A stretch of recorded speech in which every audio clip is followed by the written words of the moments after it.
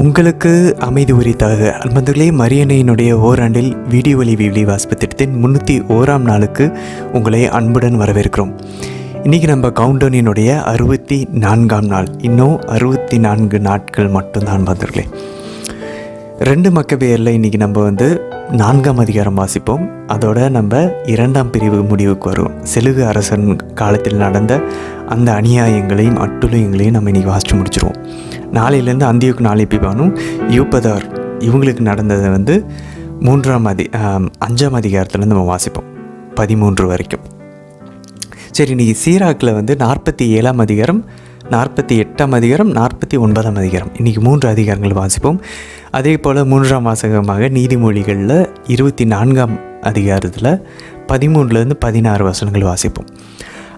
நம்ம நேற்று பார்த்தோம், எலியாதவர் போயிட்டு செலுகு அரசன்கிட்ட அந்த கோயிலில் ஏதோ இருக்குது, அங்கே ஏதோ ஒரு வல்லமை இருக்குது அப்படின்னு சொல்லிட்டு அவர் சாட்சியம் பகிர்றத அந்த அழகான நிகழ்வை நம்ம நேற்று வாசித்து முடித்தோம். ஸோ இது உடனே கேட்டு செலுகு அரசர் உடனே மனசு மாறிடுவாரா? இல்லை. உடனே அந்த சீமோன் நம்ம பார்த்தோம் இல்லையா, அவர் உடனே ஓனியாவுக்கு எதிராக இன்னும் பல குற்றச்சாட்டுகளை சூழ்ச்சிகளை அவர் அரசன்கிட்ட கொண்டு போய் செய்கிறாரு. இதெல்லாம் பார்த்து ஒரு உச்சக்கட்டத்தை அடையும் போது ஓனியா என்ன பண்ணுறாரு, இது செட் ஆகாது, இது சரிப்பட்டு வராது, நம்ம நேராக போய் செலுகு அரசர்கிட்டே பேசுவோம்னு சொல்லிட்டு அவர் எல்லா தயாரிப்புகளையும் செலுகு அரசரை நேரடியாக அவர் பேசலான்னு முயற்சிக்கும் போது செலுகு அரசர் இறந்து விடுகிறார். அப்போ என்ன நடக்குது, அந்தியோக்கு நாளிப்பிபான்னு நமக்கு தெரியும் வரலாறுல, அவர் அரசராக அவர் பொறுப்பேற்கிறார். இந்த நேரத்தில் என்ன நடக்குது அன்பர்களே, இந்த ஓனியாவுக்கு பதிலாக யாசோன் அப்படின்ற ஏற்கனவே ஒருத்தர் அந்த பிரச்சனை பண்ணிட்டு இருந்தார் தெரியுமா, அவர் இந்த அந்தியோக்கு நாளிப்பிபானுக்கிட்ட லஞ்சம் கொடுத்து அவர் தலைமை குருவாக தண்ணியை நியமித்து கொண்டு திரும்பி வந்துடுறார். இப்போ இந்த யாசோன் என்ன பண்ணுறாரு, ஹெலனைஸ் பண்ணுறாரு. ஹெலனைஸ் அப்படின்னாக்க கிரேக்கமயமாக்குறாரு. இவங்க கிரேக்க அரசர்கள் தானே, இவங்களுடைய கலாச்சாரத்தையும் மதத்தையும் உள்ளே புகுத்த ஆரம்பிக்கிறாங்க. இதை நம்ம பார்த்தோம் ஏற்கனவே. இந்த அந்தியோக்கு நாளிப்பிபானு தான் உள்ள சாலமன் கட்டின அந்த கோயிலுக்குள்ளேயே திரும்பி இவங்க கட்டி எழுப்பின அந்த கோயில் 2ஆம் கோயிலுக்குள்ளே இவங்க அருவருப்பான அவங்களுடைய அந்த சிலைகளை கொண்டு உள்ளே நிறுவினாங்க. அதான் அந்த அருவருக்கத்தக்க தீட்டு அப்படின்னு சொல்லி தானியல் காட்சியில் பார்த்ததை நம்ம பார்த்தோம். ஸோ இப்போ இந்த யாசோன் அதுக்கு உறுதுணை செய்யக்கூடிய ஒரு தலைமை குருவாக இருக்கிறாரு. ஸோ இவங்க என்ன பண்ணுறாங்க, அவங்களுடைய கலாச்சாரம், இந்த கிரேக்கர்களுடைய அந்த ஜிம்னாசியம்லாம் அங்கேருந்து தான் வந்துச்சு. இந்த ஜிம்மெல்லாம், இந்த உடல் பயிற்சி கூடலாம் இந்த கிரேக்கத்துலேருந்து தான் வந்திருக்கு. ஸோ இவங்க என்ன பண்ணுறாங்க, அந்த கலாச்சாரத்தை இது பண்ணுறாங்க. யாசோன் போனதுக்கப்புறம் என்ன நடக்குது, யாசோனையுமே தூக்கிட்டு மேனலா அப்படின்னு சொல்லி ஒருத்தர், அவர் யாசோனுக்கு பதிலாக அந்தியோக்கு நாளிப்பிபானுக்கிட்ட போயிட்டு இன்னும் அவரை விட அதிகமாக லஞ்சம் கொடுத்து இந்த மேனலா தன்னையே தலைமை குருவாக நியமிச்சுக்கிட்டு யாசோனை தூக்கிடுறாரு. இப்போ இந்த மேனலா இன்னும் அதிகமாக தவறுகள்லாம் செய்கிறாரு. இந்த டைமில் என்ன நடக்குதுன்னா, இந்த உடல் பயிற்சி கூடங்கள் நம்ம இன்றைக்கி பார்த்தோன்னா பைபிள் இவ்வளோ அழகாக குறிப்பிட்டப்பட்டிருக்கு பாருங்களேன். உடல் பயிற்சி கூடங்களுக்காக குருக்கள் அவங்களுடைய வேலைகள்லாம் விட்டுட்டு மக்கள் எல்லாம் ஆண்டவர் வழிபடுறது விட்டுத்துக்கு போயிடுறாங்க. இப்போ பிரச்சனையும் இதுதான் வந்துடலே. நிறைய இந்த உடல் பயிற்சி தப்புன்னு சொல்ல வரல.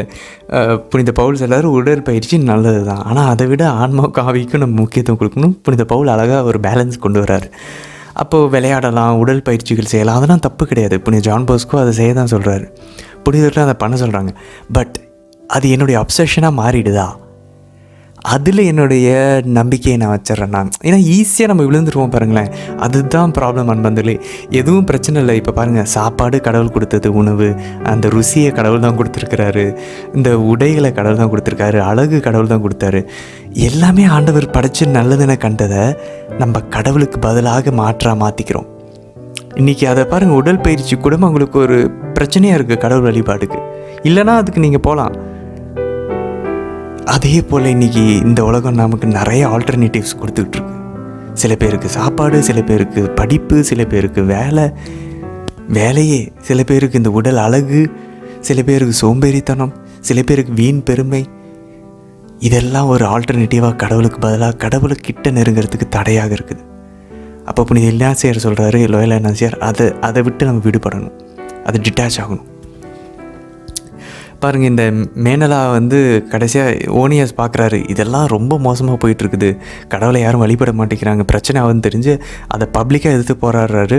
மேனலா ஓனியாவை கொலை செய்கிறார். இதெல்லாம் கிமு 171 பக்கமாக நடந்துகிட்டு இருக்கு அன்பார்ந்தவர்களே. அப்போ உடனே இந்த மேனாளுக்கு எதிராக வழக்கு கொண்டு வராங்க அந்தியோக்கு 4 எபிமானுக்கிட்ட. மேனாள் என்ன பண்ணுறாரு, அந்தியோக்கு எபிமானால லஞ்சம் கொடுத்து அந்த நியாயத்தையும் அவர் நெறிப்பெறல செய்கிறார். அப்போ அந்த வழக்கு கொடுத்தவங்களை அந்தியோக்கு 4 எபிமான் வந்து குற்றவாளிகள்னு சொல்லி தீர்ப்பெடுத்துடுறாங்க. ஆனால் ஆக்சுவலாக மேனாளாக தான் குற்றம் செய்தார். இதெல்லாம் இன்றைக்கி நம்ம வாசிப்போம் வந்தோம்லே. சரி, சீராக்குக்கு இன்றைக்கி போகும்போது, சீராக்கில் இன்றைக்கி நம்ம வந்து ஆல் த வே ஃப்ரம் எங்கே நாத்தான், நம்ம சாமுவேலில் விட்டோம் இல்லையா, இன்றைக்கி நாத்தான் இறைவாக்கினர். தாவீதுகிட்டன்னு சொன்னார் தெரியுமா, நீ பெத்ஷிபாவோட தவறு செஞ்ச அப்படின்னு சொல்லி. அந்த நாத்தான் இறைவாக்கினர், அப்புறம் தாவீது, அப்புறம் எலியா, எலிசா, எசேக்கியா, யோசியா, எசையா இறைவாக்கினர், எரேமியா, எசேக்கியல் இறைவாக்கினர், மற்ற 12 சிறிய இறைவாக்கினர்கள், அப்புறம் எருபாபேல், நெகேமியா, யோசேப்பு, ஆதாமு, எல்லாரையும் நீ நம்ம அவர்களுடைய விசுவாசத்தையும் அவர்களுடைய நன்மை தனத்தையும் நீ நம்ம வாசிப்பான் வந்துள்ளே. சரி, இன்றைய தினத்திற்கான வீடியோ பகுதிக்குள்ளே நம்ம ஜெபத்தோடு இணையலாம். தந்தை, மகன், தூய ஆவியாரின் பெயராலே ஆமேன். தந்தை அமையாவே இறைவனை அழைத்து ஜெபிப்போம். அருள் நிறைந்த அன்னை மரியே வாழ்க. ஆண்டவரும் உடனே பெண்களுக்குள் ஆசி பெற்றவர் நீரே அம்மா. உம்முடைய திருவயிற்றின் கனியாகி இயேசு கிறிஸ்துவும் ஆசை பெற்றவரே. புனித அன்னை மரியே இறைவனின் தாயே, பாவிகளாய் இருக்கிற எங்களுக்காக இப்பொழுதும் எங்களை இறப்பின் வேலையிலும் வேண்டிக் கொள்ளும் அம்மா. ஆமேன். சுதனாகி ஆண்டவர் இயேசுவை அழைத்து ஜெபிப்போம். அருள் நிறைந்த அன்னை மரியே வாழ்க. ஆண்டவரும் உடனே பெண்களுக்குள் ஆசை பெற்றவர் நீரே அம்மா. உம்முடைய திருவயிற்றின் கனியாகி இயேசு கிறிஸ்துவும் ஆசை பெற்றவரே.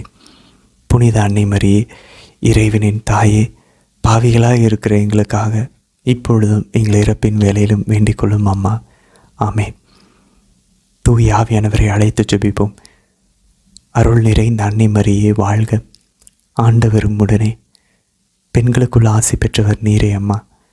உம்முடைய திருவயிற்றின் கனியாகிய இயேசு கிறிஸ்துவும் ஆசி பெற்றவரே. புனித அன்னை மரியே இறைவனின் தாயே, பாவிகளாக இருக்கிற எங்களுக்காக இப்பொழுதும் எங்கள் இறப்பின் வேலையிலும் வேண்டிக் கொள்ளும் அம்மா. ஆமேன். மக்கபேயர் 2ஆம் நூல், அதிகாரம் 4. தன் சொந்த நாட்டுக்கு எதிராக நிதியை பற்றி அறிவித்த சீமோன் ஓனியாவை பற்றி பழி தோற்றினான். ஓனியாவே எலியதோரை தூண்டிவிட்டவர் என்றும் இந்த கேட்டுக்கெல்லாம் அவரே காரணம் என்றும் கூறினான். நகரின் புரவலரும் தம் நாட்டு மக்களின் காவலரும் திருச்சட்டத்தின் மீது பற்றார்வமிக்கவருமாய் விளங்கிய ஓனியாவை அரசுக்கு எதிராக சூழ்ச்சி செய்பவர் என்று கூறத் துணிந்தான். சீமோனின் நம்பிக்கைக்குரிய ஆதரவாளர்களுள் ஒருவன் கொலைகள் செய்யும் அளவிற்கு சீமோன் ஓனியாவிடம் கொண்டிருந்த பகைமை முற்றியது. இத்தகைய எதிர்ப்பு பேரிடர் விளைவிப்பது என்றும் மெனஸ்தேயின் மகனும் கூலேசிரியா, பெனீசியா ஆகியவற்றின் ஆளுநனுமான அப்பல்லோன் சீமோனின் தீச்செயல்களை முடுக்கிவிடுகிறான் என்றும் ஓனியா உணர்ந்தார். ஆகவே அவர் மன்னனிடம் சென்றார். தம் நாட்டு மக்கள் மீது குற்றம் சாட்ட அல்ல, அவர்கள் அனைவருடைய தனிப்பட்ட பொது நலனையும் கருதியே சென்றார். ஏனெனில் மன்னன் தலையிட்டாலொழிய பொது அலுவல்களில் அமைதியான தீர்வு காண முடியாது என்றும் சீமோன் தன்னுடைய மடமையை கைவிட மாட்டான் என்றும் கண்டார். செலூக்கு இறந்த பின் எப்பிபான் என்று அழைக்கப்பெற்ற அந்தியோக்கு அரியணை ஏறினான். அப்போது ஓனியாவின் சகோதரனான யாசோன் கையூட்டு கொடுத்து தலைமைக்குரு பீடத்தை கைப்பற்றினான். ஏனெனில் மன்னனை அணுகி 14,400 கிலோ வெள்ளியும் வேறொரு வருமானத்திலிருந்து 3,200 கிலோ வெள்ளியும் கொடுப்பதாக உறுதியளித்திருந்தான். மேலும் உடற்பயிற்சி கூடம் ஒன்றும் அதற்காக இளைஞர் குழு ஒன்றும் அமைக்கவும் எருசலேமின் குடிகளை அந்தியோக்கிய நகரின் குடிகளாக பதிவு செய்யவும் அவனுக்கு அதிகாரம் தர இசைந்தால் 6,000 கிலோ வெள்ளி கூடுதலாக கொடுப்பதாகவும் உறுதி கூறியிருந்தான். மன்னன் அதற்கு இசையவே யாசோன் தலைமைக்குரு பீடத்தை கைப்பற்றினான். உடனே தன் நாட்டார் கிரேக்க வாழ்க்கை முறையை ஏற்றுக்கொள்ளுமாறு செய்தான். ரோமையர்களோடு நட்பும் ஒப்பந்தமும் செய்து கொள்ள பின்னர் அனுப்ப பெற்ற யூபுலோமின் தந்தையாகிய யோவான் வழியாக யூதர்களுக்கு கிடைத்திருந்த அரச சலுகைகளை யாசோன் புறக்கணித்தான். சட்டப்படி அமைந்த வாழ்க்கை முறைகளை அறிந்து அவற்றுக்கு முரணான புதிய பழக்க வழக்கங்களை புகுத்தினான். மலைக்கோட்டைக்கு அடியிலேயே ஓர் உடற்பயிற்சி கூடத்தை விரைவிலே நிறுவினான். மிகச் சிறந்த இளைஞர்கள் உடற்பயிற்சி விளையாட்டுகளில் கலந்து கொள்ளவும் தூண்டினான். இறை பற்றில்லாதவனும் உண்மையான குரு அல்லாதவனுமான யாசோனின் அளவு மீறிய தீச்செயலால் கிரேக்க வாழ்க்கை முறை மீதும் வெளிநாட்டு பழக்க வழக்கங்கள் மீதும் மக்கள் கொண்டிருந்த பேரார்வம் உச்சகட்டத்தை அடைந்தது. அதனால் குருக்கள் பலிபீடத்தில் பணி செய்வதில் ஆர்வம் காட்டவில்லை. மாறாக கோவிலை வெறுத்தார்கள், பலிகளை புறக்கணித்தார்கள். அடையாள ஒலி கேட்டவுடன் சட்டத்துக்கு முரணான பயிற்சிகளில் பங்கு கொள்ள விளையாட்டரங்குக்கு ஓடினார்கள். தங்கள் மூதாதையர் பெருமை மிக்கவை என்று கருதியவற்றை வெறுத்து ஒதுக்கினார்கள். கிரேக்கர்கள் உயர்வாக கருதியவற்றை பெரிதும் மதித்தார்கள். இதன் பொருட்டு பேரிடர்கள் அவர்களுக்கு நேர்ந்தன.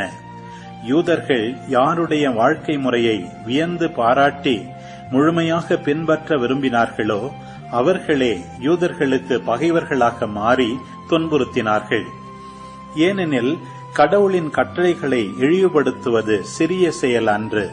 இதை பின்வரும் நிகழ்ச்சி தெளிவுபடுத்தும். 5 ஆண்டுக்கு ஒருமுறை நிகழும் விளையாட்டு விழா தீர் நகரில் நடைபெற்ற போது மன்னனும் அங்கு இருந்தான். அவ்வேளையில் கொடியவனான யாசோன் எருசலேமிலிருந்த அந்தியோக்கி நகர குடிகளை பிரதிநிதிகளாக தேர்ந்தெடுத்து எர்குலசு தெய்வத்துக்கு பலி செலுத்த 900 கிராம் வெள்ளியை கொடுத்து அனுப்பினான். அப்பணத்தை கொண்டு சென்றவர்களோ அதனை பலிக்கு பயன்படுத்துவது முறைகேடானது என்றும் வேறு நோக்கத்திற்காக செலவிடுவதே சிறந்தது என்றும் எண்ணினார்கள். எர்குலசுக்கு பலி செலுத்துவது இப்பணத்தை அனுப்பியவரின் நோக்கம். எனினும் அதை கொண்டு சென்றவர்கள் போர்க்கப்பல் கட்டுவதற்கு செலவிட முடிவு செய்தார்கள். பிலமேத்தோர் மன்னரின் முடிசூட்டு விழாவுக்கு மெனஸ்தேயின் மகனான அப்பல்லோன் எகிப்துக்கு அனுப்பப்பட்ட போது பிலமேத்தோர் தன் அரசுக்கு எதிரி என்று அந்தியோக்கு அறிந்து தன் பாதுகாப்புக்கான வழிவகைகளை தேடினான். ஆகவே யாப்பாவுக்கு சென்று அங்கிருந்து எருசலேமுக்கு புறப்பட்டான். யாசோனும் அந்நகர மக்களும் அவனை சிறப்பாக வரவேற்றார்கள். தீவட்டிகளோடும் முழக்கங்களோடும் உள்ளே அழைத்துச் சென்றார்கள். பின்பு அவன் பெனிசியாவுக்கு தன் படையுடன் சென்றான். 3 ஆண்டுக்கு பின் மன்னனுக்கு பணம் கொண்டு செல்லவும் உடனடியாக கவனிக்க வேண்டியவை பற்றி மன்னனின் முடிவுகளை அறிந்து வரவும் சீமோனின் சகோதரனான மெனலாவை யாசோன் அனுப்பி வைத்தான். மன்னன் முன்னிலையில் மெனலா வந்தபொழுது தன்னை அதிகாரமுள்ளவனாக காட்டிக்கொண்டு அவனை அளவு மீறி புகழ்ந்தான். யாசோன் கொடுத்ததை விட 12 டன் வெள்ளி மிகுதியாக கொடுத்து தலைமை குரு பீடத்தை தனக்கென்று கைப்பற்றி கொண்டான். மன்னனின் ஆணையை பெற்றுக்கொண்டு திரும்பிய அவனிடம் தலைமை குருவுக்குரிய தகுதியே இல்லை. கொடுங்கோலனுக்குரிய சினமும் காட்டு விலங்குக்குரிய சீற்றமும் மட்டுமே இருந்தன. இவ்வாறு தன் சகோதரனை அகற்றிய யாசோனும் வேறொருவனால் அகற்றப்பட்டு அம்மோன் நாட்டுக்கு அகதியாக துரத்தப்பட்டான். மெனலா தொடர்ந்து தலைமை குருவாக இருந்த போதிலும் தான் மன்னனுக்கு கொடுப்பதாக உறுதி அளித்திருந்த பணத்தை செலுத்தவில்லை. மலைக்கோட்டைக்கு தளபதியான சோசித்திராத்து வரி தண்டும் பொறுப்பும் உடையவனானதால் மெனலாவிடமிருந்து பணத்தை கேட்டுக்கொண்டே இருந்தான். இது தொடர்பாக மன்னன் அவ்விருவரையும் தன்னிடம் அழைத்தான். தலைமை குரு மெனலா தன் சகோதரனான லிசிமாக்கை தன் பதிலாளாய் விட்டுச் சென்றான்.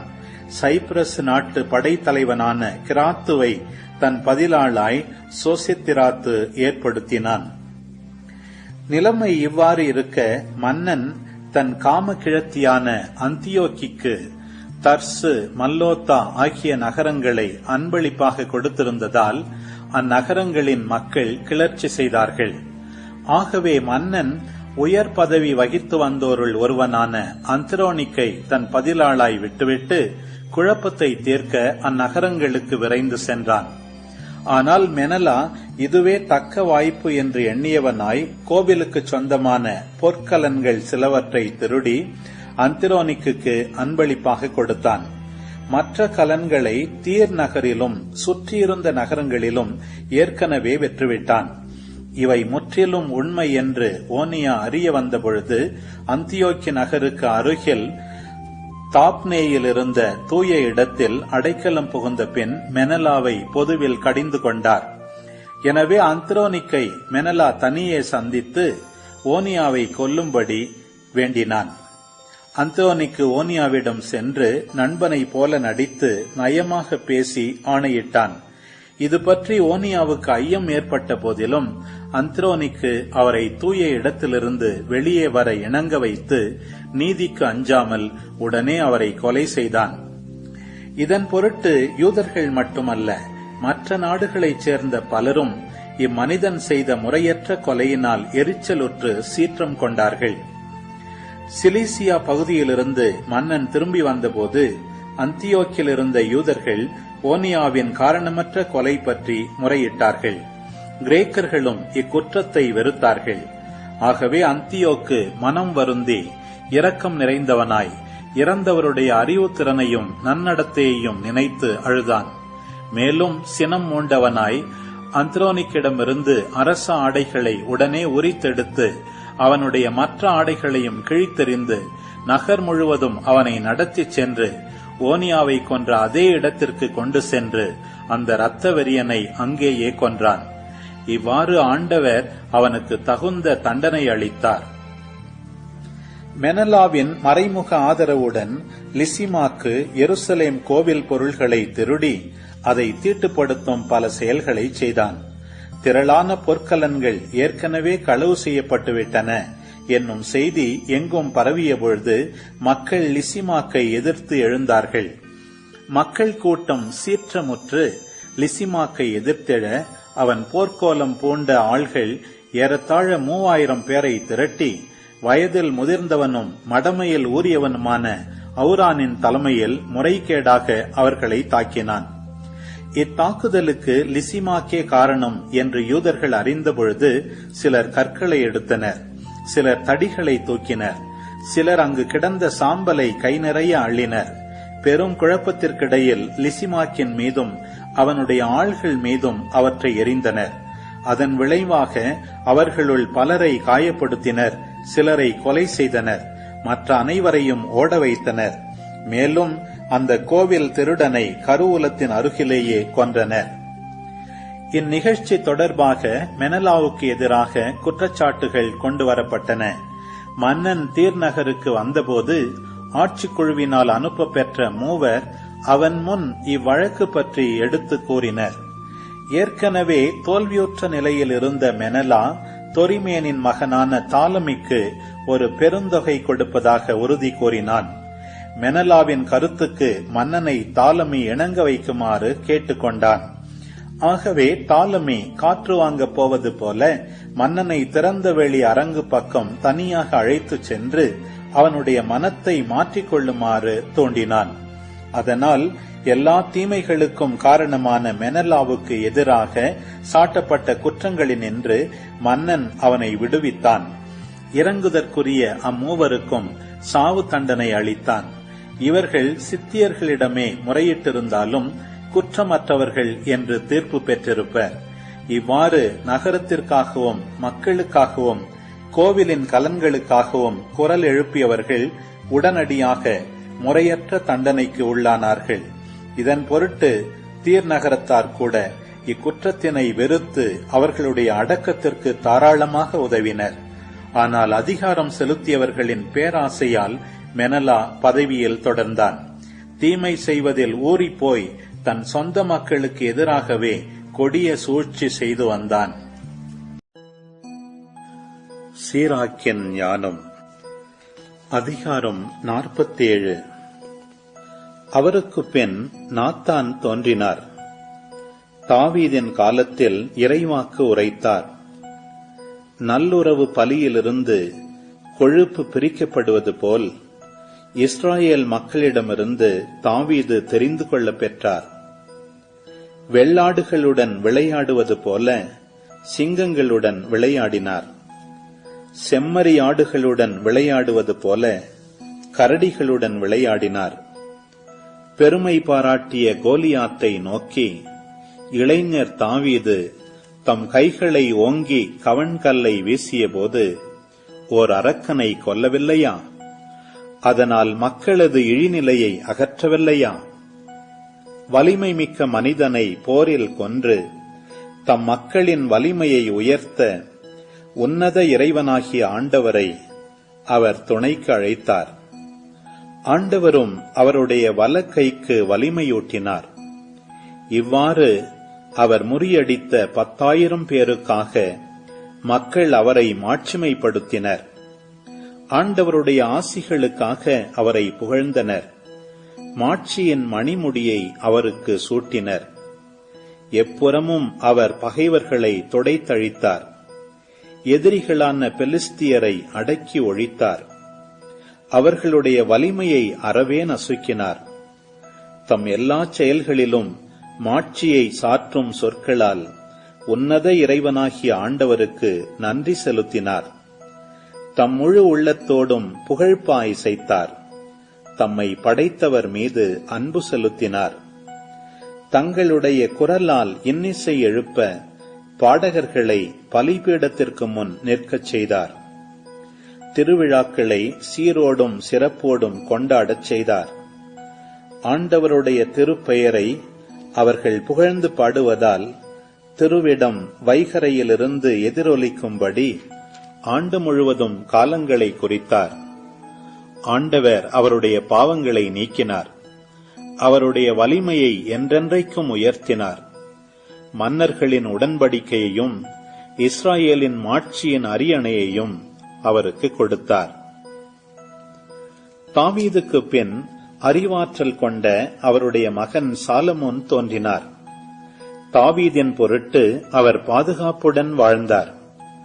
சாலமோன் அமைதியான காலத்தில் அரசாண்டார். கடவுள் பெயருக்கு ஓர் இல்லம் எழுப்பவும் ஒரு திரு இடத்தை என்றென்றைக்கும் ஏற்பாடு செய்யவும் எல்லைகள் எங்கும் அவருக்கு அமைதி அளித்தார். நீரும் இளமையில் எவ்வளவோ ஞானியாயிருந்தீர். ஆற்றை போல் அறிவு கூர்மையால் நிரம்பி வழிந்தீர். உமது செல்வாக்கு மண்ணுலகெங்கும் பரவியது. ஓமைகளாலும் விடுகதைகளாலும் அதை நிரப்பினீர். உமது பெயர் தொலையில் இருந்த தீவுகளையும் எட்டியது. உம் அமைதியின் பொருட்டு நீர் அன்பு பாராட்டப்பட்டீர். உம் பாடல்கள், நீதிமொழிகள், ஓமைகள், விளக்கங்கள் ஆகியவற்றை கேட்டு நாடுகள் வியப்படைந்தன. இஸ்ராயேலின் கடவுள் என அழைக்கப் பெறும் கடவுளாம் ஆண்டவர் பெயரால் பொன்னை வெள்ளீயத்தை போலவும் வெள்ளியை ஈயத்தை போலவும் குவித்தீர். ஆனால் பெண்களோடு புணர்ச்சியில் ஈடுபட்டீர்.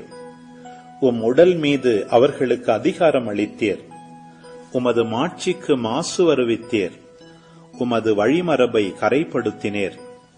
உம் பிள்ளைகள் மீது சினத்தை வருவித்தீர். உம் அறிவின்மைக்காக அவர்கள் வருந்தினார்கள்.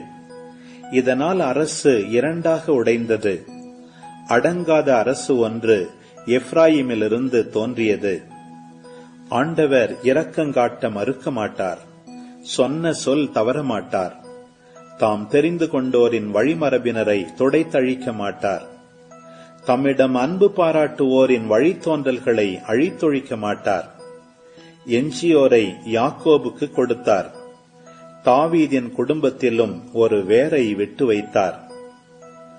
சாலமோன் தம் முன்னோரோடு துயில் கொண்டார். மக்களுக்குள்ளேயே அறிவிலியும் மதி குறைந்தவனுமான ரெகபெயாமை தமக்கு பின் தம் வழிமரபில் விட்டுச் சென்றார். அந்த ரெகபெயாம் தன் அறிவுரையால் மக்கள் கிளர்ச்சி செய்ய தூண்டிவிட்டான். அப்போது நேபாத்து மகன் எரோபவாம் தோன்றினான். இஸ்ராயேலை பாவம் செய்ய தூண்டினான். எப்ராயிமுக்கு பாவ வழியை காட்டினான். அவர்களுடைய பாவங்கள் மேன்மேலும் பெருகின. அவர்கள் தங்கள் நாட்டிலிருந்து வெளியேற்றப்பட்டார்கள். ஆண்டவர் அவர்களை பழிவாங்கும் வரை அவர்கள் எல்லா வகை தீமைகளையும் தேடி அலைந்தார்கள். சீராக்கின் ஞானம். அதிகாரம் 48. இறைவாக்கினர் எலியா நெருப்பு போல் எழுந்தார். தீவட்டி போல் அவருடைய சொல் பற்றி எரிந்தது. மக்கள் மீது பஞ்சம் வரச் செய்தார். தம் பற்றார்வத்தால் அவர்களை எண்ணிக்கையில் சிலராக்கினார். ஆண்டவருடைய சொல்லால் வானம் பொழிவதை நிறுத்தினார். மும்முறை நெருப்பு விழச் செய்தார். எலியாவே, உம்முடைய வியத்தகு செயல்களில் நீர் எத்துணை மாட்சிக்குரியவர். உமக்கு இணையாய் யார் பெருமை பாராட்டக்கூடும்? இறந்தவரை உன்னத இறைவனின் சொல்லால் இறப்பினின்றும் பாதாளத்தினின்றும் எழச் செய்தீர். மன்னர்களை அழிவுக்கு உட்படுத்தினீர். மேன்மை மிக்கவர்களை படுத்த படுக்கையாக்கி வீழ்த்தினீர். கடுஞ்சொல்லை சீனாய் மலை மீதும் பழிவாங்கும் தீர்ப்பை ஓரேபு மலை மீதும் கேட்டீர். பழி தீர்க்கும்படி மன்னர்களை திருப்பொழிவு செய்தீர். உம் வழித்தோன்றல்களாக இறைவாக்கனர்களை ஏற்படுத்தினீர். தீச்சூறாவளியில் நெருப்பு குதிரைகள் பூட்டிய தேரில் நீர் எடுத்துக் கொள்ளப்பட்டீர். ஆண்டவருடைய சினம் சீற்றமாய் மாறுமுன் அதை தணிப்பதற்கும் தந்தையின் உள்ளத்தை மகனை நோக்கி திருப்புவதற்கும் யாக்கோபின் குலங்களை மீண்டும் நிலைநிறுத்துவதற்கும் குறித்த காலங்களில் நீர் கடிந்து கொள்வீர் என்று எழுதப்பட்டுள்ளது. உம்மை கண்டவர்களும் உமது அன்பில் துயில் கொண்டவர்களும் பேறு பெற்றோர். நாமும் வாழ்வது உறுதி. எலியா சூறாவளி சூழ மறைந்தார். எலிசா அவருடைய ஆவியால் நிறைவு பெற்றார். எலிசா தம் வாழ்நாளில் எந்த தலைவருக்கும் அஞ்சவில்லை. அவரை அடிபணிய வைக்க எவராலும் முடியவில்லை. அவரால் முடியாதது ஒன்றுமில்லை. இறந்த பிறகும் அவரது உடல் இறைவாக்கு உரைத்தது. அவர் தம் வாழ்நாளில் அரியன செய்தார். இறப்பில் அவருடைய செயல்கள் வியப்புக்குரியனவாயிருந்தன. இவை யாவும் கண்டும் மக்கள் மனம் மாறவில்லை. அவர்கள் கைதிகளாக நாடு கடத்தப்பட்டு மண்ணுலகெங்கும் சிதறடிக்கப்பட்ட வரையிலும் தங்கள் பாவங்களை விட்டு விலகவில்லை. மக்களுள் சிலரும் தாவீதின் வீட்டைச் சேர்ந்த தலைவர்களும் காப்பாற்றப்பட்டனர். அவர்களுள் சிலர் கடவுளுக்கு விருப்பமானதை செய்தனர். வேறு சிலர் மேன்மேலும் பாவம் செய்தனர். எசேக்கியா தம் நகரை அரண் செய்து வலிமைப்படுத்தினார். அதன் நடுவே தண்ணீர் கொண்டு வந்தார். இரும்பு கருவிகளை கொண்டு பாறையில் சுரங்க வழி அமைத்தார். தண்ணீர் தொட்டிகளை அமைத்தார். அவருடைய ஆட்சி காலத்தில் சன்னகரிபு படையெடுத்து வந்தான். ரபிசாகேயை அனுப்பிவிட்டு பிரிந்து சென்றான். சீயோனை ஒரு கை பார்த்து விடுவதாக அவன் சவால் விட்டான். இருமாப்பினால் பெருமை பாராட்டலானான். இஸ்ராயேலருடைய உள்ளங்களும் கைகளும் நடுங்கின. பேறுகால பெண்களைப் போல் அவர்கள் துன்பமடைந்தார்கள். அவர்கள் இரக்கமுள்ள ஆண்டவரை நோக்கி தங்கள் கைகளை விரித்து அவரை துணைக்கு அழைத்தார்கள். தூய இறைவன் விண்ணகத்திலிருந்து அவர்களுக்கு உடனே செவிசாய்த்தார். ஏசாயா வழியாய் அவர்களை விடுவித்தார். அசீரியர்களுடைய பாசறையை தாக்கினார். வானதூதர் அவர்களை துடைத்தழித்தார். ஆண்டவருக்கு விருப்பமானதை எசேக்கியா செய்தார். பெரியவரும் காட்சிகளை கண்டவருமான நம்பிக்கைக்குரிய இறைவாக்கினர் ஏசாயா கட்டளையிட்டபடி எசேக்கியா தம் மூதாதையாகிய தாவீதின் நெறிகளில் உறுதியாக நின்றார். ஏசாயா காலத்தில் கதிரவன் பின்னோக்கிச் சென்றான். அவர் மன்னருடைய வாழ்வை நீடிக்கச் செய்தார். ஆவியின் ஏவுதலால் இறுதியில் நிகழவிருப்பதை கண்டார். சீயோனில் புலம்பி அழுதவர்களை தேற்றினார். இறுதி காலம் வரை நிகழவிருப்பனவற்றையும் மறைந்திருப்பனவற்றையும் அவை நடப்பதற்கு முன்னரே வெளிப்படுத்தினார். சீராக்கின் ஞானம். அதிகாரம் 49. யோசியாவின் நினைவு நறுமணப் பொருள் தயாரிப்பவரால் செய்யப்பட்ட தூப கலவை போன்றது. எல்லாருடைய வாயிலும் தேனை போலும் திராட்சரசம் பரிமாறப்படும் விருந்தின் இன்னிசை போலும் இனியது. மக்களை சீர்படுத்துவதில் நேர்மையாக நடந்து கொண்டார். தீநெறியின் அருவருப்பை நீக்கினார். ஆண்டவரிடம் தம் உள்ளத்தை செலுத்தினார். தீநெறியாளர்களின் காலத்தில் வாழ்ந்த இறைப்பற்றுள்ளோரை உறுதிப்படுத்தினார். தாவீது, எசேக்கியா, யோசியா ஆகியோரை தவிர மற்ற அனைவரும் பாவத்திற்கு மேல் பாவம் செய்தனர். ஏனெனில் உன்னத இறைவனின் திருச்சட்டத்தை கைவிட்டனர். யூதாவின் மன்னர்களும் மறைந்து போயினர். அவர்கள் தங்களுடைய வலிமையை பிறருக்கு விட்டுக் கொடுத்தார்கள். தங்களுடைய மாட்சியை அயல் நாட்டாருக்கு கையளித்தார்கள். திருவிடம் அமைந்திருந்த தெரிந்தெடுக்கப்பட்ட நகரை அவர்கள் தீக்கிரையாக்கினார்கள். எரேமியா கூறியபடி அதன் தெருக்களை பாழாக்கினார்கள். தாயின் வயிற்றிலேயே இறைவாக்கினராக திருநிலைப்படுத்த பெற்று பிடுங்கவும் துன்புறுத்தவும் இடிக்கவுமின்றி கட்டியெழுப்பவும் நட்டு வைக்கவும் ஏற்படுத்த பெற்ற எரேமியாவை அவர்கள் கொடுமையாய் நடத்தினார்கள். எசேக்கியேல் கடவுளுடைய மாட்சியின் காட்சியை கண்டார்.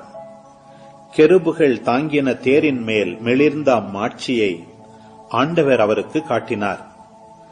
பகைவர்களை நினைவு கூர்ந்து புயலை அனுப்பினார்.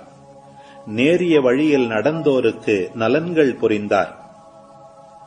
12 இறைவாக்கினர்களின் எலும்புகள் அவர்களது கல்லறையிலிருந்து புத்துயிர் பெற்றெழுக அவர்கள் யாக்கோபின் குலத்தாரை தேற்றினார்கள்.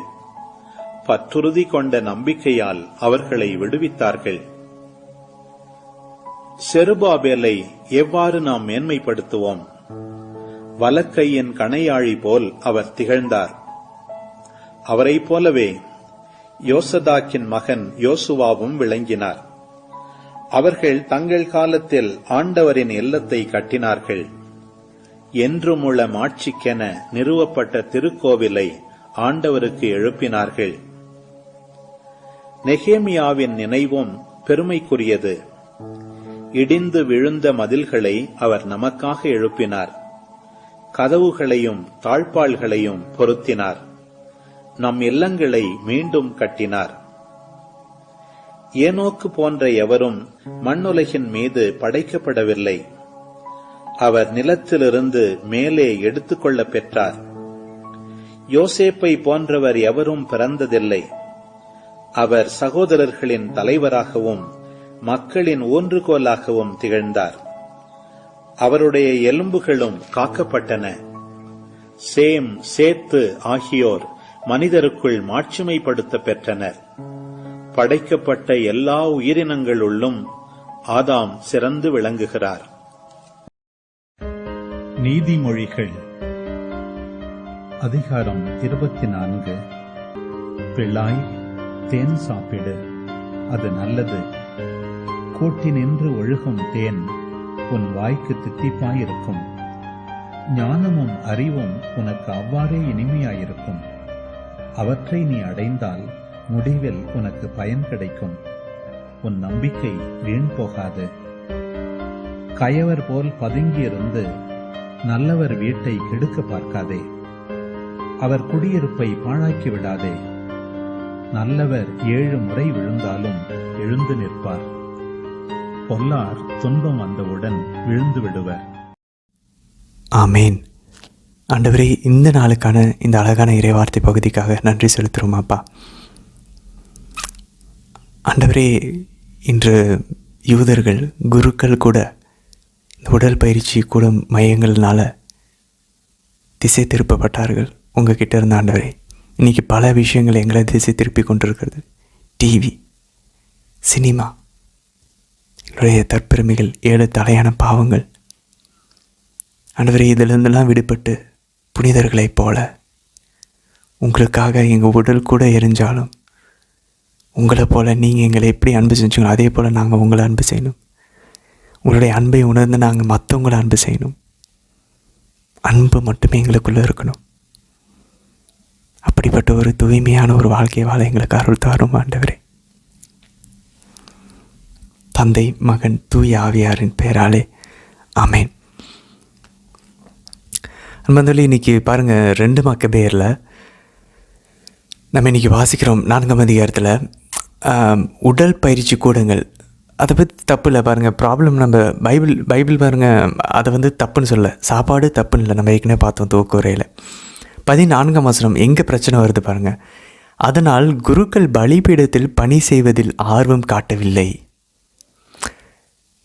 மாறாக கோவிலை வெறுத்தார்கள், பலிகளை புறக்கணித்தார்கள். அடையாள ஒலி கேட்டவுடன் சத்தத்தை கேட்டவுடன் சட்டத்துக்கு முரணான பயிற்சிகளில் பங்கு கொள்ள விளையாட்டு அரங்குகளுக்கு ஓடினார்கள்.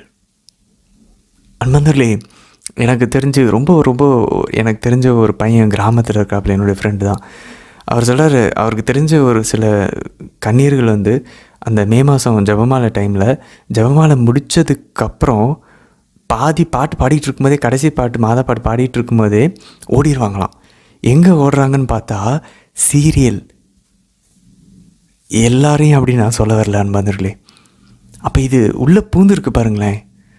அதான் இப்படி அன்னை தெரசா வந்து அவங்களோட கான்வென்ட்டில் வந்து சீரியல் டிவி இருக்கக்கூடாதுன்னு சொல்லிட்டாங்களாம். அன்னை தெரசாவுடைய ரூல். ஸோ எங்கே பிரச்சனை வருதுன்னு அவங்களுக்கு தெரியுது பாருங்களேன். அதான் சொல்லுவாங்க, நம்ம வந்து தலைப்புச் செய்தியை பார்த்துட்டு இருந்தோன்னா நற்செய்தியை சொல்கிறதுக்கு நமக்கு டைம் இல்லை. ஐ மீன் அன்பார்ந்தவர்களே, இங்கே பெரிய போர் நடந்துகிட்ருக்கு. நம்ம திருச்சபை எல்லாம் தொய்வு நிலையில் போயிட்டுருக்கு. நம்ம பார்ட் டைமாக ஒரு குருக்கள் கன்னியர்களாக இருக்க முடியாது. பார்ட் டைமான ஒரு கிறிஸ்தவர்களாக பொது நிலையிலாக நம்ம இருக்க முடியாது. லைட்டாக நான் என்னுடைய வாழ்க்கையை என்ஜாய் பண்ணிக்குவேன். இங்கே இந்த சைடில் நான் ஆண்டவரையும் நான் வந்து அறிவிப்பேன். அது செட் ஆகாது. ஃபுல்லாக இறங்கணும், புனித பவுலை போல். அப்போ தான் ஆண்டவர்கிட்ட பாருங்கள், ஒரு பவுல் இருந்தார், அத்தனை பேர்த்துக்கு கொண்டு பேசினார். ஒருத்தர் போதும் அன்பர்களே. இப்போ எத்தனை பேர் இருக்கிறோம்? கிறிஸ்தவர்களாக பொதுநிலையில் நம்ம இருக்கிறோம், குருக்கள் கன்னியர்கள் நம்ம இருக்கிறோம். ஏன் நம்ம ஒரு பவுலை போல் செய்ய முடியல? அழைப்பு இல்லாமலாம் நம்ம இல்லையே.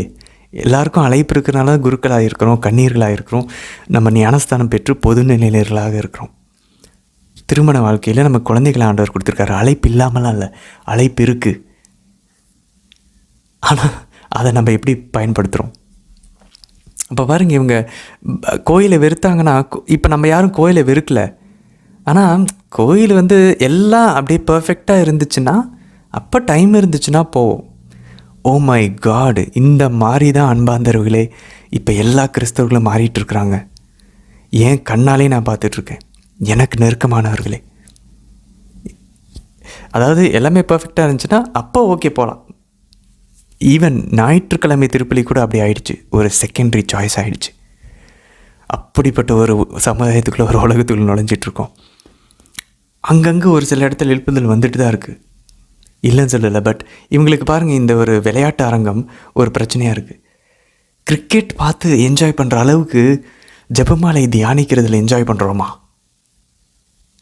ஒரு சினிமாவை பார்த்து அப்படி உள்ளே போகிற அளவுக்கு கடவுள் கூட இருக்கிற உறவில் நம்ம என்ஜாய் பண்ணுறோமா? பைபிளை பற்றி பேசுகிறதில்ல, கேட்குறதில்ல, அதை பற்றி வாசிக்கிறதில்ல, புனிதரை பற்றி பேசுகிறதில்ல, கேட்குறதில்ல, வாசிக்கிறதில்ல என்ஜாய் பண்ணுறோமா? இல்லைனா சம்திங் இஸ் பேசிக்கலி ராங். ஏதோ நம்ம இன்பத்துக்கு இடம் கொடுத்துட்ருக்கோம். அந்த ஊன்ஸில் நம்ம செயல்பட்டுருக்கோம். ஜென்ம சுபாவத்தினால நம்ம செயல்பட்டுருக்கோம்னு அர்த்தம். எனக்கு என்னுடைய சுயநலம், நான் விரும்புகிறது என்னுடைய இன்பம். அதை நம்ம ஒரு ஒழுங்கு கொண்டு வந்தோம்னு வச்சுக்கோங்களேன், இது எல்லாமே பர்ஃபெக்டாக நம்ம யூஸ் பண்ணலாம். இப்போ இது எல்லாம் நம்மளை பயன்படுத்திகிட்டு இருக்கு, நம்ம அதை பயன்படுத்தலாம். அதான் புரியுது பவுல் சொல்ல, இந்த உலகத்தில் இருக்கிற விஷயங்களை அதை நம்ம அதோட அட்டாச் ஆகாமல், அதுக்கு சாராமல் உலகத்தில் இருக்கணும். ஆனால் உலகத்தை சார்ந்தவர்களாக இல்லாமல் அதை பயன்படுத்தணும். ஆனால் நம்ம என்ன திரும்ப பண்ணுறோம்? உலகத்தை சார்ந்தவர்களாக இருந்துட்டு கிறிஸ்துவை பயன்படுத்திக்கிட்டு இருக்கோம். கோயிலை வெறுத்தாங்க, அவங்க பலி செலுத்துறதை விட அவங்களுக்கு அது இன்ட்ரெஸ்ட்டாக இருந்துச்சு. அப்போது இதெல்லாம் நமக்கு டெம்டேஷன் தருதுன்னா முதல்ல அதை கட் பண்ணணும் நண்பர்களே. அப்போ பாருங்களேன், இந்த சீரியல் இருக்கிறத பார்த்தா தானே அந்த ஒரு டெம்டேஷனாக இருக்குது ஜெபத்துக்கு. அந்த சீரியலே கட் பண்ணிட்டா நமக்கு அதுதான் ப்ராப்ளம். அப்போ நான் அதை எதுவுமே யூஸ் பண்ண மாட்டேன். அந்த நியூஸ் பார்க்குறது என்னை வந்து கடவுள் சம்மந்தம் இல்லாத வேறு விஷயங்களில் போயிட்டுருக்கு. இந்த சைடு வந்து என்னால் ஒழுங்காக வந்து கடவுளை பிரசங்கம் வைக்க முடியலைன்னா அந்த நியூஸை கட் பண்ணுவோம், அந்த கிரிக்கெட்டை கட் பண்ணுவோம், அந்த ஜோக்கை கட் பண்ணுவோம், அந்த சினிமா பாட்டை கட் பண்ணுவோம், அந்த சினிமாவை கட் பண்ணுவோம். சில பேருக்கு அது மேக்கப்பாக இருக்கலாம், சில பேருக்கு அது உடையாக இருக்கலாம். எது ஆல்டர்னேட்டிவாக இருக்குது கடவுளுக்கு பதிலாக நம்ம யூஸ் பண்ணிகிட்ருக்கோம். இவ்வளோ பவர்ஃபுல்லாக பைபிள் நமக்கு முன்னாடி படம் பிடிச்சி காட்டுது அன்பர்களே. நம்ம டெய்லி ப்ரேயரில் எது நமக்கு இடையூறாக இருக்குது? என்னோடய வேலையா? சில பேருக்கு வேலையாக இருக்கும், சில பேருக்கு படிப்பாக இருக்கும், சில பேருக்கு மியூசிக்காக இருக்கும். எது கடவுளோட என்னோடய டைம் ஒரு நாளைக்கு ஜெபிக்க முடியாமல் என்னை தடை செய்யுது? டெய்லி மாசுக்கு போகலாம் எல்லோரும் நினச்சா, கிட்ட இருந்துச்சுன்னா அட்லீஸ்ட், இல்லையா டெய்லி 4 ஜெபமலையிலாவது ஜெபிக்கலாம். எல்லாராலையும் நினச்சா இதை பண்ண முடியும். ஆனால் யாரும் பண்ண மாட்டேங்கிறோம். ஏன்னா நம்ம இன்றைக்கி இந்த குருக்களை போல் கவன சிதறலுக்கு இடம் கொடுத்துட்ருக்கோம். ஒரு சில பேருக்கு உடல் பயிற்சி, ஒரு சில பேருக்கு வந்து எதில் நான் நம்பிக்கை வைக்கிறேன்? உடல் பயிற்சி இல்லையா? எதில் நான் சந்தோஷமாக என்ஜாய் பண்ணுறேன்? அப்போ நான் உண்மையிலேயே அதை என்ஜாய் பண்ணுறேன்னா அதை நம்ம ஒத்துக்கணும். ஆமாம் இல்லை, எனக்கு இதை விட அதுதான் பிடிச்சிருக்கு. ஏன் அது பிடிச்சிருக்கு? நம்ம கேள்வி கேட்கணும், ஆண்டவர்கிட்ட ஒப்பு கொடுக்கணும், ஆண்டவர்கிட்ட கேட்கணும். ஆண்டவரே, ஓ மை காட், புனித கிளாரா, புனித அசிசியார்லாம், புனித கிளாராமா, புனித அசிசியார்லாம் என்ன திரும்ப ஜெபிக்கிறாங்க? ஆண்டவரே, புனித குழந்தை தெரசமா ஜெபிக்கிறாங்க அவங்களுடைய ஆன்மாவின் வரலாறுல. இந்த உலகத்தில் இருக்கிற எல்லா இன்பத்தையும் எனக்கு கசப்பாக மாற்றுங்க, அப்போ தான் நான் உங்ககிட்ட வருவேன். பாருங்களேன், குழந்தை அந்த தாய்ப்பாலை விட்டு விடுன்னா அந்த கசப்பானதை வந்து அவங்க தடவிடுவாங்க மார்பில். அப்போ அந்த குழந்தை அதுக்கப்புறம் திரும்ப தாய்ப்பாலை தேடாது. அப்போ இந்த உலகத்தினுடைய இந்த சின்ன பிள்ளைத்தனமாக என்னை வச்சுக்கிட்டு இந்த உலகத்தில் அட்டாச்சாக இருக்கிறது எல்லாத்தையும் எனக்கு கசப்பாக மாற்றுங்க, அப்போ தான் நான் உங்ககிட்ட வருவேன்.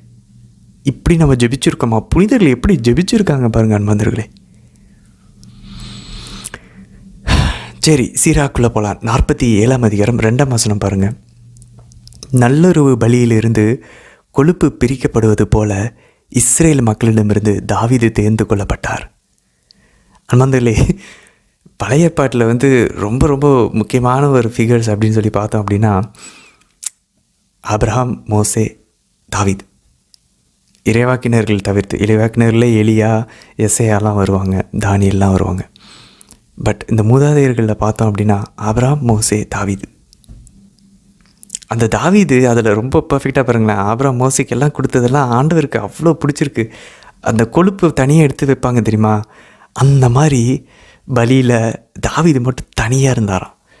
அப்படி என்ன அவர்கிட்ட ஸ்பெஷல்? 8ஆம் வசனம் சொல்லுது, தம் எல்லா செயல்களிலும் மாட்சியை சாற்றும் சொற்களால் உன்னத இறைவனாகி ஆண்டவருக்கு நன்றி செலுத்தினார். எதை செஞ்சாலும் ஆண்டவருக்கு நன்றி சொன்னாராம். சவுல்கிட்ட இருந்து ஓடுனா நன்றி, ஆண்டவரை நம்பினார். தம் முழு உள்ளத்தோடும் புகழ் பாக்களை இசைத்தார். தம்மை படைத்தவர் மீது அன்பு செலுத்தினார். இது தான் தாவீதை தனியாக எடுத்து வச்சுச்சு, மற்றவங்க கிட்டேருந்து பிரித்து காட்டுனுச்சு. இதுதான் தாவீதோடைய உள்ளம், இதுதான் தாவீதோடைய இதயம். மந்திரி தலைமுறை தாவீதின் மகன்னு சொல்கிற அளவுக்கு கடவுளை ஒருத்தர் நேசிச்சார்னா அவரை போல் நம்ம வாழ வேண்டாமா? அந்த தாவீதுடைய உள்ளம் நம்மளுடைய உள்ளமாக வேண்டாமா? தம் எல்லா செயல்களிலும் மாட்சியை சாற்றும் சொற்களால் உன்னத இறைவனுக்கு நன்றி செலுத்தினார். தம் முழு உள்ளத்தோடு புகழ் பாக்களை செய்தார். அதாவது தாவீதுக்கு அவர் வாழ்ந்தார் அன்பர்களே, அவர் வாழ்க்கையை வாழ்ந்தார். கஷ்டத்துக்கு மத்தியிலையும் சந்தோஷத்துக்கு மத்தியிலையும் அந்த வாழ்க்கையை கடவுள் அடுத்தடுத்து புதுசாக இன்ட்ரெஸ்டாக புது விஷயங்களை கொடுத்துக்கிட்டே இருக்கிறத அவர் என்ஜாய் பண்ணிக்கிட்டே இருந்தார். துன்பங்கள் வந்தாலும் ஆண்டவருக்கு நன்றி செலுத்தினார், ஆண்டவர் மேலே நம்பிக்கையாக இருந்தார். புலம்பினார், ஆனால் ஆண்டவர் மேலே நம்பிக்கையாக இருந்தார். வருத்தப்பட்டார், ஆனால் ஆண்டவரையே நேசித்தார். தம் முழு உள்ளத்தோடு ஆண்டவருக்கு அன்பு செலுத்தினார், படைத்தவரை அன்பு செலுத்தினார். அடுத்தடுத்து லைஃப்பில் ஆடு மேய்ச்சிட்டு இருந்தாரா, ஆடு மேய்க்கிறதுல சந்தோஷமாக இருந்தார். ஆண்டவர் அதுக்கப்புறம் ஓட வச்சாரா, சவுல்கிட்ட இருந்து ஓடினதில் ஆண்டவரோட தான் ஓடிட்டு இருந்தார், பயந்து ஓடினதில். பைத்தியத்தை போல் நடித்து எச்சலாக ஒழுகு விட்டாரா பிலிஸ்தீர் அரசன் முன்னாடி, அதுலேயும் சந்தோஷமாக பண்ணார். எல்லாத்துலேயும் ஆண்டவர் கூட இருந்தார். அரசராக இருந்தாரா, அந்த போர்கள் புரிவதில் ஆண்டவரோடு இருந்தார். ஆண்டவர் அன்பு செஞ்சார், ஆண்டவரை புகழ்ந்தார். இந்த உள்ளம் வேணும் அன்பர்களே. பைபிளை வாசித்து முடிக்கும் போது நம்மளுடைய உள்ளம் இப்படியா மாறுமா? அதான் ஒரே ஆசையாக நமக்கு இருக்கணும். 13ஆம் வசனம் பாருங்கள். சாலமோன் அமைதியான காலத்தில் அரசாண்டார். கடவுள் பெயருக்கு ஒரு இல்லம் எழுப்பினார். ஒரு திரு இடத்தை என்றென்றைக்கும் ஏற்பாடு செய்யும் எல்லைகளெங்கும் அவருக்கு அமைதி அளித்தார். அன்பாந்தர்களே, நமக்கு இன்றைக்கி ஒரு நல்ல வீடு இருக்குது, நல்ல ஒரு ஜாப் இருக்குது, நல்ல ஒரு குடும்பம் இருக்குது, ஒரு அமைதியான சூழல், நல்ல ஒரு வேலை. எதுக்கு? அது நம்ம ஜாலியாக அப்படியே நம்ம சொகுசாக ஆடுறதுக்கு இல்லை அன்பாந்தர்களே. ஏதோ ஒரு காரணம். பாருங்கள், சாலமன் அமைதி கொடுத்தாரு, எல்லைகள்லாம் அமைதி கொடுத்தாரு. எதுக்கு? ஆண்டவருடைய கோயிலை கட்டி எழுப்புறதுக்கு. அப்போ இன்றைக்கி நான் ஃப்ரீயாக இருக்கேன், எனக்கு கொஞ்சம் டைம் இருக்குது, கொஞ்சம் ஆண்டவர் எனக்கு அமைதி கொடுக்குறேன்னா நான் ஆண்டவரோட ஜெபத்தில் ஈடுபடணும், ஆண்டவரை பற்றி பைபிள் வாசிக்கணும், அதை எடுத்து மற்றவங்களுக்கு சொல்லணும். அதுக்காக தான் ஆண்டவர் அதை கொடுக்குறாரு எனக்கு ஃப்ரீயாக. என்னுடைய வாழ்க்கையில் அமைதியை கொடுக்குறாரு, நல்ல ஆசீர்வாதங்களை கொடுக்குறாருன்னா நான் இன்னும் அவர்கிட்ட நெருங்கணும். என் பிள்ளைங்களுக்காக அதை கொடுக்குறாரு. என் பிள்ளைங்களை நான் ஜெபமாலையை ஜெபிக்க வச்சு, அவங்கள பைபிள் வாசிக்க வச்சு, அவங்கள புனிதர்களை பற்றி சொல்லி கொடுத்து, அவங்கள இறை பக்தியிலையும் தேவ பயத்திலையும் வளர்த்துறேன்னா, அன்பில் வளர்த்துறேன்னா, இல்லை ரிலாக்ஸ்டாக அதை எடுத்துக்கிட்டு நம்மளுடைய சுயநலத்துக்காக இன்டெலிஜென்ஸ் பண்ணுறோமா? நம்ம சொகுசில், உடம்பின் சொகுசுக்கும் வாழ்க்கைக்குள்ளே உலகத்துக்குள்ளே போயிடுறோமா? இதுதான் பிரச்சனை. 19ஆம் வசனம் பாருங்கள். உடல் மீது அவர்களுக்கு அதிகாரம் அளித்தீர். சாலமனை பற்றி மட்டும்தான் இதில் தப்பாக பேசியிருக்காங்க. ரெகபோவாம், எரோபோவாம், சாலமனுடைய அடுத்து அந்த 2 அரசர்கள், 2 பிரிவுபட்ட இந்த 3 பேரை மட்டும்தான் சீராக்கு புகழ்ந்துக்கிட்டு இருக்கிறவர் திடீர்னு தப்பாக பேசுகிறாரு. ஏன்னா சாலமன் கடைசியாக பாருங்கள், உடம்புக்கு மீது யாருக்கு அதிகாரம் கொடுத்துட்டாரு?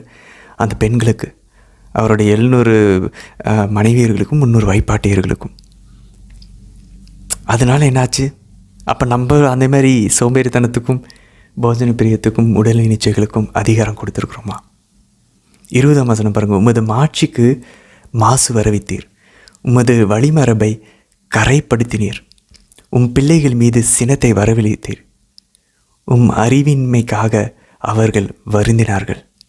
ஞானம் மிக்க சாலமன் இங்கே அறிவு இல்லாதவர்னு சொல்லப்படுறாரு. ஏன்னா கடவுளை விட்டுட்டு விலகினார். ஆண்டவர் அவரோட இச்சைக்கு விளைவிட்டார். ஒரு இச்சைக்காக அந்த பெண்கள் சொல்கிற பிற தெய்வத்தையே அவர் வழிபட்டார். இன்றைக்கி நம்மளும் அதே போல் தான். உடம்பை காப்பாற்றணும், உயிரை காப்பாற்றணும், இந்த உலகத்தில் வாழ்க்கையை காப்பாற்றணுங்கிறதுக்காக ஆண்டவர் விட்டுட்டு சில விஷயங்களை செஞ்சிட்ருக்கோம், ஆண்டவருக்கு டைம் கொடுக்காம. 48ஆம் அதிகாரம் 1ஆம் வசனம் பாருங்கள். இறைவாக்கினர் எலியா நெருப்பு போல எழுந்தார். எலியாவோட இன்ட்ரோடக்ஷன் பாருங்கள் நண்பர்களே. நெருப்பு போல எழுந்தார், தீவெட்டி போல் அவருடைய சொற்கள் பற்றி எறிந்தது. நண்பர்களே, கடவுள் கூட நெருப்பாக இருந்தோன்னா நம்மளுடைய சொற்கள் அப்படி தான் இருக்கும். 4ஆம் வசனம் பாருங்கள். தாவீது, எசேக்கியா, யோசியா ஆகியவரை தவிர மற்ற அனைவரும் பாவத்துக்கு மேல் பாவம் செய்தனர். நம்ம பைபிள் வாசிக்கும் போது நம்ம யோசித்து ஒரு லிஸ்ட்டு போட்டோம் இல்லையா, எத்தனை அரசர்கள் தான் ஏன் நல்லா இருந்தாங்க இத்தனை பேர்த்தில் அப்படின்னு பார்த்தா இன்றைக்கி சீராக் சொல்லிட்டார் நமக்கு. 3 பேர் தான், தாவீது, எசேக்கியா, யோசியா, இவங்க 3 பேர் தான். சரி, நீதிமொழிகள் பாருங்கள், நம்ம ரொம்ப ஃபேமஸான வசனம் 24ஆம் அதிகாரம் 16ஆம் வசனம். நல்லவர் 7 முறை விழுந்தாலும் எழுந்து நிற்பர், பொல்லார் துன்பம் வந்தவுடன் விழுந்து விடுவர். அன்பர்களே, அழகான ஒரு வசனம், ரொம்ப ஃபேமஸானது. அப்போ நம்ம உண்மையிலே போராடுறோம் அப்படின்னா, புனித குழந்தை தெரசம்மா சொல்கிறது போல் எத்தனை முறை கீழே விழுந்தாலும் பிரச்சனை இல்லை, எந்திரிச்சு நிற்போம். அன்பர்களே, எழுந்து நிற்போம். 7 முறைனாலும் சரி, 70 முறைனாலும் சரி, நான் இந்த பாவத்தை விட்டு வெளியே வர நான் நினைக்கிறேன், நான் விரும்புகிறேன் ஆண்டவரேன்னு சொல்லி திரும்பி நம்ம ஜெபத்தில் நிற்போம். ஒரு நாள் ஆண்டவர் இறங்கி நம்ம கை தூக்கி நம்மளை அவரே தூக்கிக்கிட்டு மேலே போவார், குழந்தைய தூக்கிட்டு போகிற மாதிரி. So all we have to do is, நம்ம செய்ய வேண்டியதான் ஒன்று தான். எத்தனை முறை விழுந்தாலும் சாத்தா சொல்லும், அவ்வளோதான், நீ இனிமேல் கடவுள் ஒன்றை நம்ப மாட்டார், கடவுள் ஒன்று அன்பு செய்ய மாட்டார். இல்லை, தாவீது பாவம் செஞ்சார், ஆண்டவர்கிட்ட தான் திரும்பி போய் அழுந்தார். எத்தனை முறை பாவம் செஞ்சாலும் ஆண்டவர் திரும்பி போகலாம். செய்ய வேண்டியது திரும்பி போகிறோமா, அதுதான் கேள்வி. என்னால் முடிஞ்சதெல்லாம் செய்யாமல் இருக்க நான் முயற்சி செய்கிறேன்னா, அதுதான் கேள்வி. தாவீதை போல் நம்மளும் முயற்சிப்போம். பாவம் செஞ்சாலும் ஆண்டவர் திரும்பிப்போம். இனி செய்யாமல் இருக்க அழுது புலம்பி ஆண்டவரோடு எப்பயுமே ஜெபத்தில் இருப்போம், பாடல்கள் பாடுவோம். புனித பவுல் சொல்வது போல் எப்பயும் நன்றியுடன் கூடிய இறைவேண்டல் இருந்துக்கிட்டே இருக்கட்டும். நாளை தினத்திற்கான வீடியோவில் சந்திக்கலாம். ஆமேன்.